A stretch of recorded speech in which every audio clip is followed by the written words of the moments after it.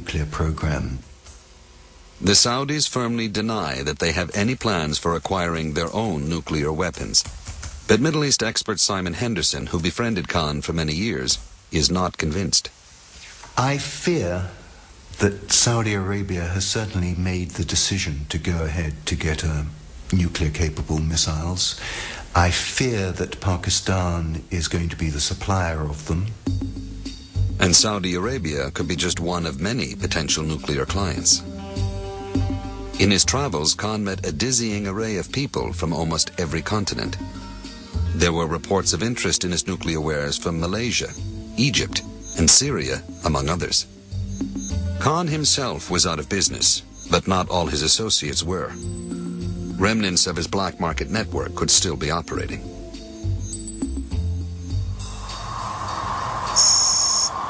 That's why they are so concerned here at the Vienna headquarters of the United Nations International Atomic Energy Agency. The agency's inspectors pored over computers turned over by Libya, Khan's last known client. They discovered that the Khan network had made digital copies of the nuclear centrifuge plans. They have no idea how many copies were made or who got them.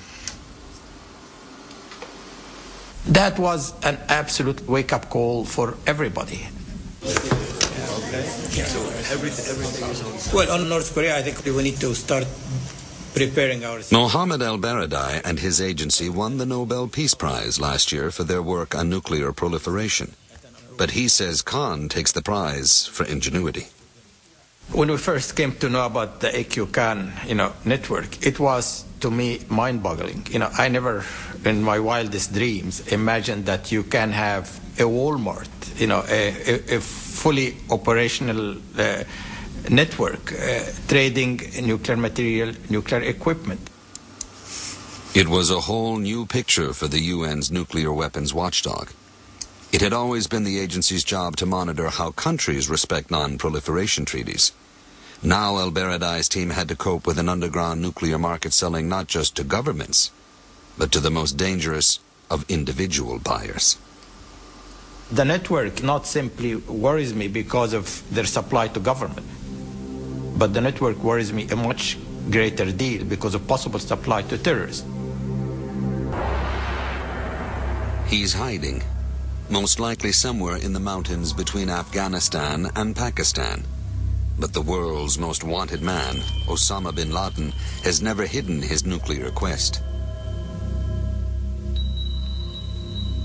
He even obtained this fatwa, a religious ruling from a Saudi cleric authorizing the use of nuclear weapons even if they annihilate all the infidels. We are in a race against time because we know that Al-Qaeda and other extremist groups would love to have to get their hands on nuclear weapons. And to get his hands on those weapons, bin Laden wouldn't have to go far. Hidden in secret locations throughout Pakistan are 30 to 50 nuclear-armed missiles. It is AQ Khan's greatest legacy to his country. But the fear is that overnight Pakistan could become a nuclear-armed state run by Islamist radicals. Pakistan's weapons are only as safe as the man whose finger is on the nuclear trigger in a country that has seen 4 military coups.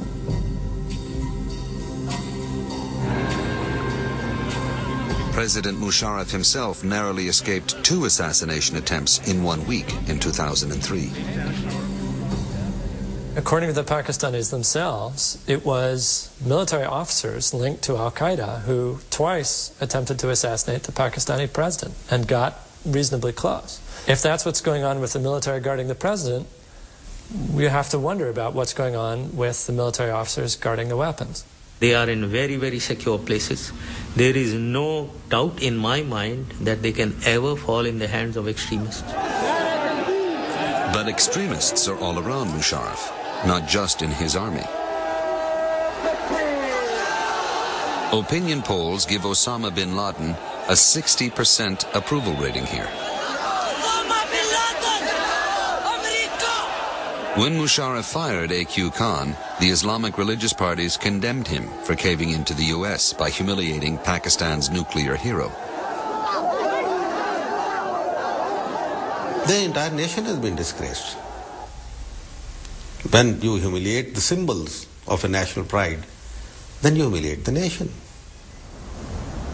To understand just how close Pakistan's military has been to Islamist radicals, look at Hamid Gul. The former head of Pakistan's powerful military intelligence services lives in a military quarter with all the comforts and perks of a retired general. But Gul never retired from politics. He's an advisor to the far-right Islamist parties.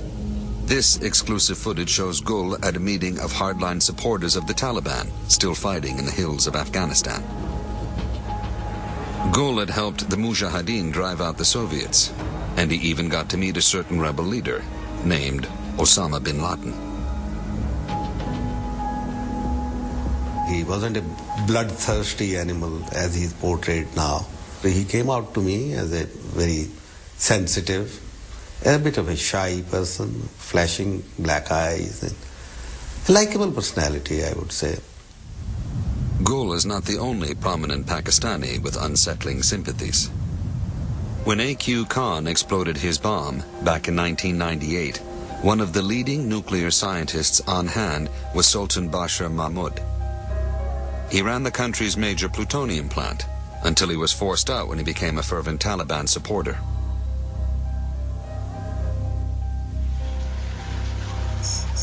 In Kabul, Mahmud set up a charity headquartered in this house. Then, in August of 2001, the nuclear scientist had a very special meeting with Osama bin Laden and the number 2 leader of Al-Qaeda, Ayman al-Zawahiri.